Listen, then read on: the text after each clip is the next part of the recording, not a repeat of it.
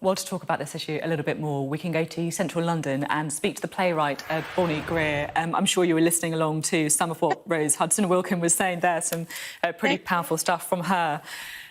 We've seen thousands of people taking to the streets in the Black Lives Matter protests in recent days. I mean, some people might be thinking, why is it that so many people are going out after something that happened in America? What do you think it is that has given so many people the urge to get out there and demonstrate?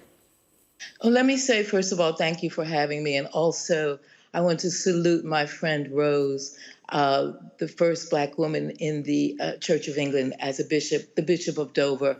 Really, this is just very, very typical of her power and of her wise words and of her activism in religion and in society. So really, congratulations and salute her. She's a beautiful role model.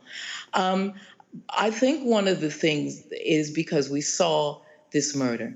We're all human beings, and we saw this, and we knew this was wrong.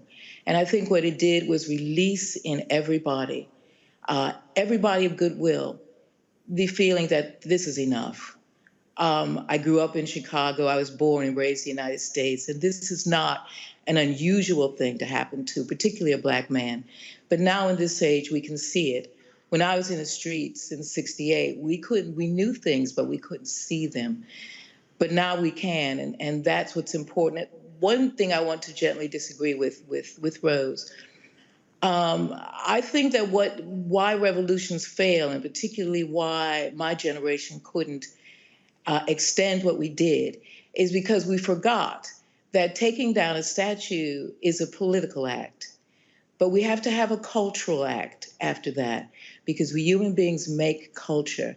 And I understand that the Colston statue is in a museum now, and they are discovering not only what the statue was made of, they're discovering the workers who made the statue. They're looking at the artifacts that have made on the statue at the moment of taking it down. And these are teaching tools. That's why I'm in the studio of my friend, the artist Lanre Olagoke here, because it is culture at the end of the day which extends revolution. And we have to have a cultural act. And I'm associated with museums too, and museums now must have a cultural act. That act involves not only displaying and taking in Black Lives Matter artifacts, because now these are cultural icons as well, so that future generations can know that it happened. Because believe it or not, there will be a time when some young person will be walking down the street in Bristol and, instead of seeing the beautiful statue of Dorcas Howe, which will be there, you'll say, well, actually, that used to be a statue of a slaver there. And they'll say, Mommy, that's wrong. I don't believe it. So you take them somewhere. You teach them. You show them. You have to extend revolution, political acts with acts of culture. It is extremely important. And museums, in the first line of that, have to step up to the plate and do acts of culture. And I think many of them are ready to do it.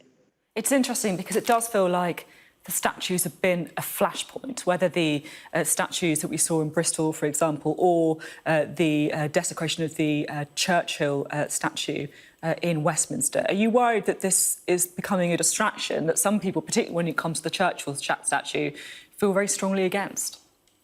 This goes back to my point. Statues are cultural icons. They are acts of culture. They're not only political acts, they're acts of culture. And in going to a statue, and I don't condone defacing or taking down statues, is not what I would do. But I understand why people do what they do, because you see a statue. We saw a murder. You see a statue. We're human beings of senses. That's what we are. And so we have to actually extend that political act and make it a cultural act. It's not enough to be in the street. It's not enough. We were in the street. What is next has to happen is that we have to make culture, we have to extend culture, we have to talk culture, because that's what lives. That's what guarantees. That's what enshrines what we do.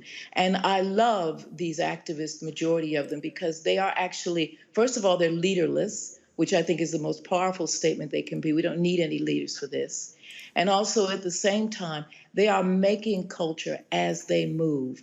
Let's preserve it because there will be people behind us. Let's make it. Let's talk about it. Let's show it so that we can talk not only to our own time, but to the time after this. Because if we don't, those statues will be erected again because people will forget.